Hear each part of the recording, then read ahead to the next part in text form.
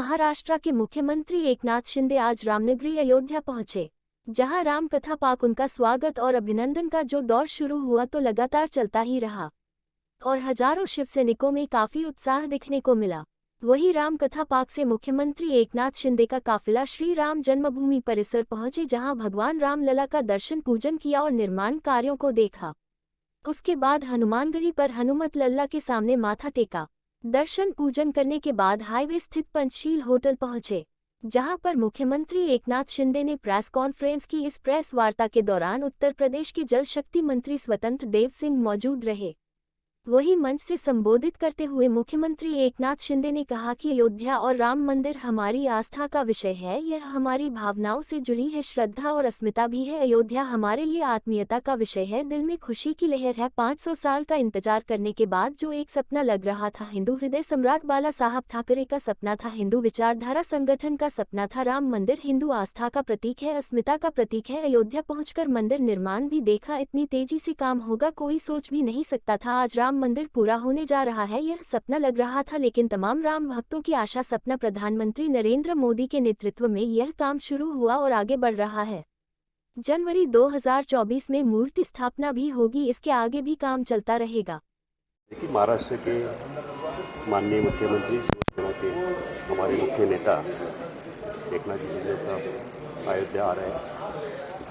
इसके पहले भी बहुत बार आ चुके हैं।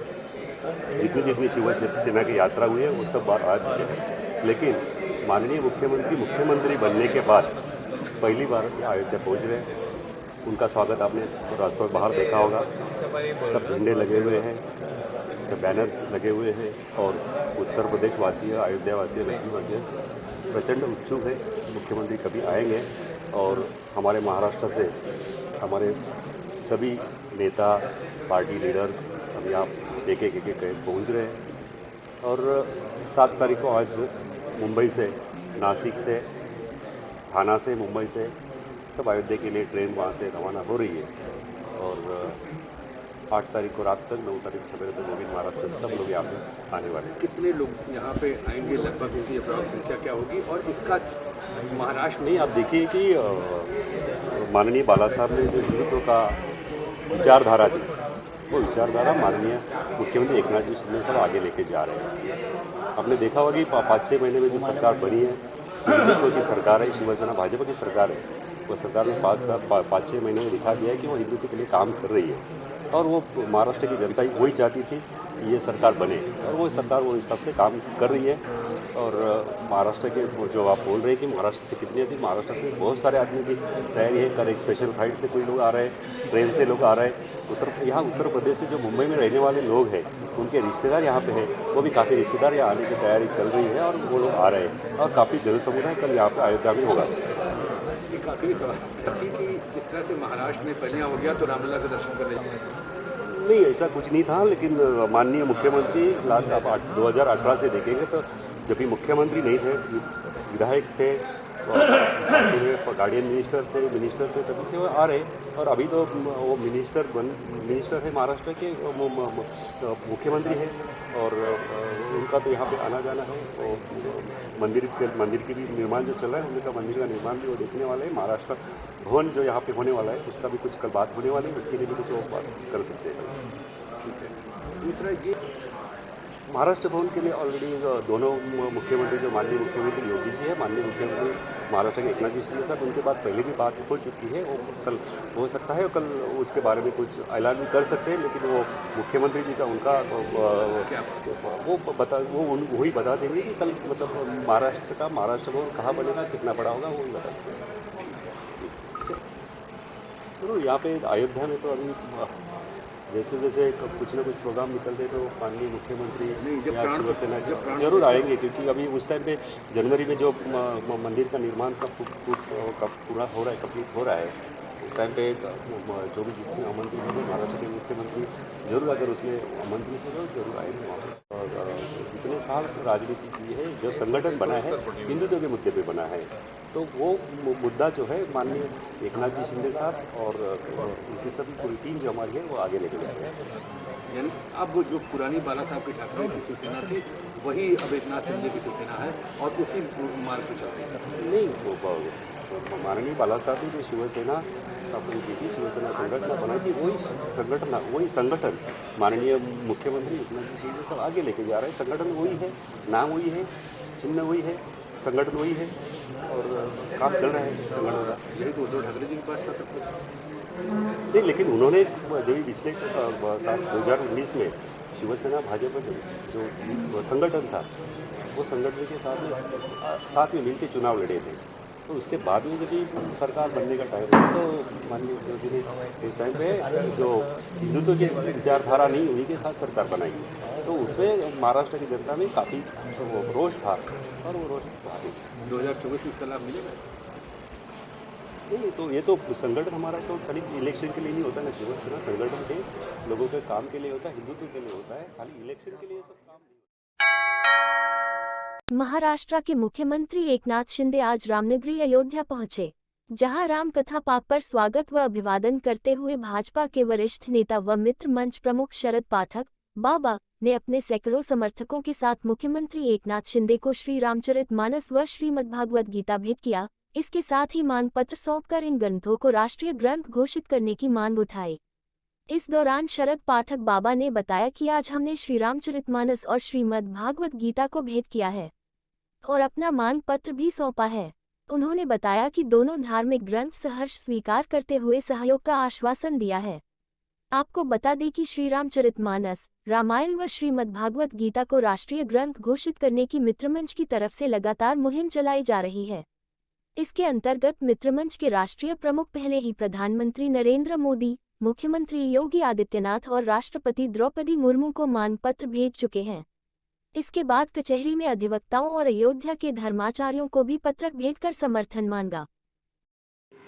मुख्यमंत्री एकनाथ शिंदे जी का रामकथा पार्क पर श्री रामचरितमानस और श्रीमद् भागवत गीता दे करके उनका स्वागत किया और साथ में जो मेरा मांग पत्र है कि श्रीमद् भागवत गीता, श्री रामचरितमानस और रामायण को राष्ट्रीय ग्रंथ बनाने के लिए सरकार प्रयास करे, जिस संबंध में हम पहले ही प्रधानमंत्री, राष्ट्रपति जी को और उत्तर प्रदेश के यशस्वी मुख्यमंत्री जी को मांग पत्र भेज चुके हैं, इनको भी सौंपा गया।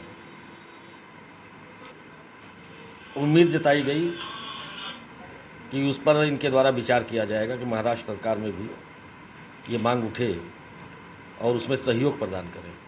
क्या कोई वार्ता? रामचरितमानस, श्रीमद्भागवत। उत्तर प्रदेश के डीजीपी राजकुमार विश्वकर्मा महाराष्ट्र के मुख्यमंत्री एकनाथ शिंदे के अयोध्या दौरे से पहले रामनगरी अयोध्या पहुंचे। उन्होंने सुरक्षा व्यवस्था का जायजा लिया। उन्होंने हनुमानगढ़ी में दर्शन पूजन कर सुरक्षा व्यवस्था का स्थलीय निरीक्षण किया और प्रवेश द्वार से लेकर निकास द्वार और हनुमानगढ़ी के सरहद की सुरक्षा की जानकारी अफसरों से ली। उसके बाद राम जन्मभूमि का दर्शन कर वहां की भी सुरक्षा व्यवस्था का जायजा लिया। सुरक्षा व्यवस्था का जायजा लेने के बाद डीजीपी पुलिस लाइन पहुंचे। वही सभागार में प्रेस कॉन्फ्रेंस के दौरान मीडिया से मुखातिब होते हुए डीजीपी राजकुमार विश्वकर्मा ने बताया कि आने वाले दिनों में जो भी राम जन्मभूमि की सुरक्षा व्यवस्था करनी है उस पर मंथन किया गया। राम जन्मभूमि में आइसोलेशन एरिया, गर्भगृह, रेड जोन व बाहर येलो जोन, ग्रीन जोन व ब्लू जोन है। 2.77 एरिया आइसोलेशन जोन गर्भगृह, 77 एकड़ एरिया रेड जोन में आता है। येलो जोन में 5 कोसी परिक्रमा परिधि, ग्रीन जोन में 14 कोसी परिक्रमा परिधि व ब्लू जोन में 84 कोसी परिक्रमा परिधि है। सभी जोन में क्या क्या सुरक्षा व्यवस्थाएं करनी है उस पर विस्तृत रूप से चर्चा हुई है। आने वाले दिनों में यानी कि अगले वर्ष से राम मंदिर बनने के बाद अयोध्या में भारी भीड़ बढ़ने की संभावना है। अब से 4 या 5 गुना भीड़ होगी। मथुरा, काशी के साथ साथ दक्षिण भारतीय अयोध्या में भी भारी संख्या में आते हैं। अयोध्या की सुरक्षा व्यवस्था के लिए 77 करोड़ रुपए की लागत से हथियार व सामान खरीद जाएंगे। Bullet proof jacket, anti weaving guns, surveillance व अन्य सामान खरीदे जाएंगे। सरयू के पास ट्रालिंग व मोटर बोट की व्यवस्था। हम सबका सौभाग्य है जो अयोध्या आने वाले श्रद्धालुओं होंगे, उनकी सेवा करने का अवसर मिलेगा। पुलिस विभाग की तरफ से विश्वास दिलाते हैं सभी को जो बेस्ट से बेस्ट सुविधा होगी वह मुहैया कराई जाएगी। डीजीपी राजकुमार विश्वकर्मा ने कहा कि यूपी में अपराधी कहीं भी सुरक्षित नहीं, जेल हो बाहर हो कहीं और हो, जेल के अंदर या जेल के बाहर से कहीं से भी अपना गैंग संचालित नहीं कर पाएंगे। उत्तर प्रदेश पुलिस की रडा पर रहेंगे अपराधी। अपराधियों का बनाया जा रहा है डेटाबेस, अपराधियों का कौन कौन रिश्तेदार है, कहाँ कहाँ प्रॉपर्टी है, कौन उनको शरण देता है, कहाँ कहाँ जाते हैं, कहाँ कहाँ रहते हैं, सारी जानकारी इकट्ठा की जा रही है। बता दें कि डीजीपी बनने के बाद डीजीपी राजकुमार विश्वकर्मा का सबसे पहले अयोध्या दौरा रहा। राम जन्मभूमि में जैसा आप जानते हैं वहाँ पर आइसोलेशन है और ब्लू जोन है, जिसमें आपका 2.77 एकड़ का एरिया आता है। रेड जोन का पूरा 77 एकड़ का एरिया है, और जो आपका येलो जोन है उसमें लगभग पंचकोसी परिक्रमा है, और ग्रीन जोन जो है उसमें 14 कोसी परिक्रमा आती है, और जो ब्लू जोन है उसमें कहीं करनी है उसके बारे में बहुत विस्तृत रूप से हम लोगों ने चर्चा किया है। और आने वाले दिनों में जैसा हम लोगों का एक्सपेक्टेशन है कि नेक्स्ट ईयर से अयोध्या में दर्शनार्थियों की भीड़ अवश्य बढ़ेगी, क्योंकि 4 से 5 गुना भीड़ होगी। दक्षिण भारत के लोग अभी जैसे काशी में बहुत सारे लोग दक्षिण भारत के हमारे लोग दर्शन करने के लिए आते हैं, तो मैं समझता हूँ कि दक्षिण भारत के लोगों का भी काफ़ी आना जाना होगा।